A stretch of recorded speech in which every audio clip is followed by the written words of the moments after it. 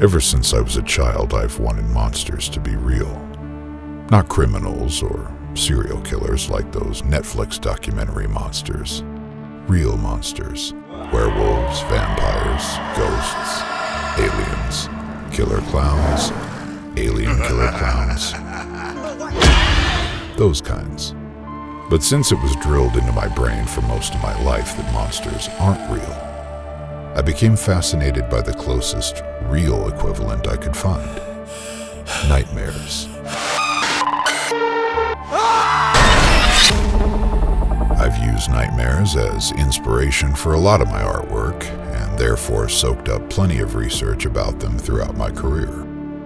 It was 20 years ago that I first stumbled upon the word Dreambleeder in an old occult science textbook. There wasn't much information, just a definition. But it was enough of a beacon to guide me to my next obsession. That obsession nearly fizzled out when I literally couldn't find any more information on these mystical objects. I wanted so badly for them to be real, but I still had just enough inspiration to run with the idea. So I made up a bunch of lore about it and produced an entire art gallery show revolving around the idea of dream bleeding. That was 2011. Then I moved on. Occasionally, I would go on a side quest to scrub forums and Reddit threads to see if anyone had any new information. No one ever did. That is, until last year. In April 2025, a user in the r/occult subreddit randomly sent me a link and a message that read, "Read this, not spam." Naturally, I ignored it. At first. That same link with the same message kept coming. Hundreds of them. All exactly the same. Then one time, the message was different. "Listen to me. Read this. Dreambleeders." Before this message, there was literally zero other mentions of that word on the subreddit outside of me begging for information. I remember sweating profusely while hovering my finger over the mouse, staring at the link. What could be waiting for me? Should I even be clicking it? Well, I did. It wasn't what I expected. Someone had mysteriously uploaded the entire contents of a random teenager's journal from the mid-1990s. This link was a PDF file of Cody Lamport's journal. A kid's composition book wasn't quite what I was hoping for, but I decided to read it anyway.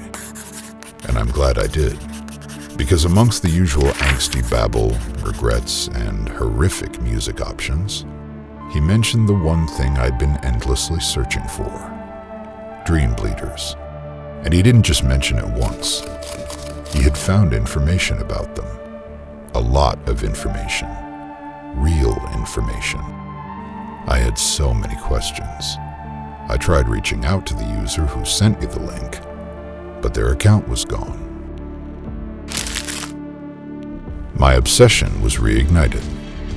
Knowing that some teenager was able to dig up all this lore in the 1990s presented me with the competitive challenge that I needed. If he can do it. I exhausted the very little amount of new information that was on the regular internet. Soon I was figuring out VPNs and other incognito ways to browse the dark web for literally anything I could find about Dreambleeders. Eventually I came across someone selling a real Dreambleeder and had to figure out how to pay a stranger with crypto. But when I finally got it in my hands, I realized instantly it was just some shitty Temu knockoff. Turns out that the internet isn't the best place to look for enchanted antiques. I had to get out of the house. What followed was 7 weeks of exploration, probably worthy of its own novel. But guess what? After a lifetime of fantasizing about seeing the evidence that Dreambleeders exist, I can finally say for sure that they do. Because I found one. And monsters, I mean, nightmares, just might be real after all.